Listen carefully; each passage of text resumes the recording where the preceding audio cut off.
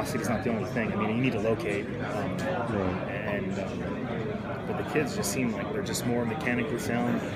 The way they train, their bodies are more balanced. They're more in tune with their bodies. It makes for better athletes on the field. When you say better mechanically sound, what kinds of things do you not see as much? Well, I just, guys with better body control.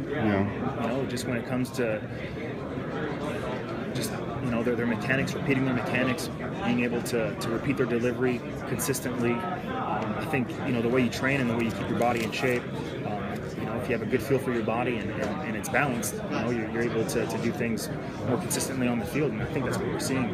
And even in young players, their swings are compact, they're stronger at a younger age, but they're not muscle bound. They're it feels like their bodies are moved like good baseball bodies, and that's what we're seeing. Guys that are trained the right way. That's what I'm saying. I won't ask you in French. Thank you.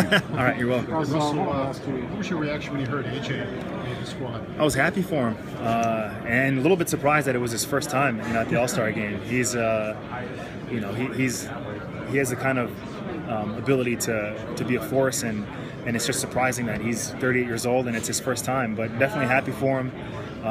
What he's done in Pittsburgh has been awesome. Ever since he first got there a couple years ago. But I think that he's really, relished the fact that he's the leader, and he embraces that, and that kind of helped him kind of get his focus back, and now that he's not just doing it for himself, I feel like he's doing it for the whole city. He's doing it for his teammates, and it's made him a better pitcher. He said he loves you. He said that it's true. He said he loves you, and he said the fact that where his career was in Pittsburgh the first time and how he bounced back.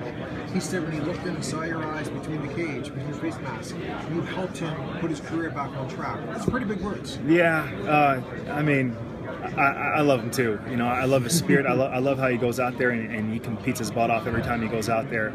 And I think it's just a matter of you just kind of as players and teammates, you kind of just feed off each other. So when I see him out there and he's got his full focus and he brings all that energy, I can't help but to be intense with him.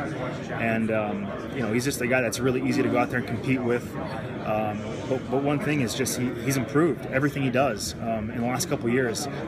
The way he locates, he's just more consistent, and he understands his craft better. And I think it took him a while. He used to be a guy that kind of relied on his stuff, just the velocity and the aggressiveness of his breaking ball and stuff like that. But now he's actually pitching, and he's helping his whole team, I think, because younger guys are looking at him and watching him do what he does and the way he competes and the way he prepares.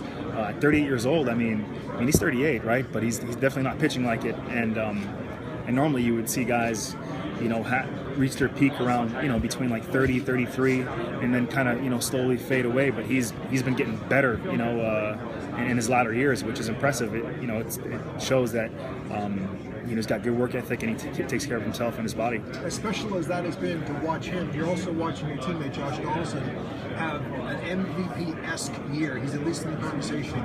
Yeah. To be his teammate for the first year, to see the year he's having.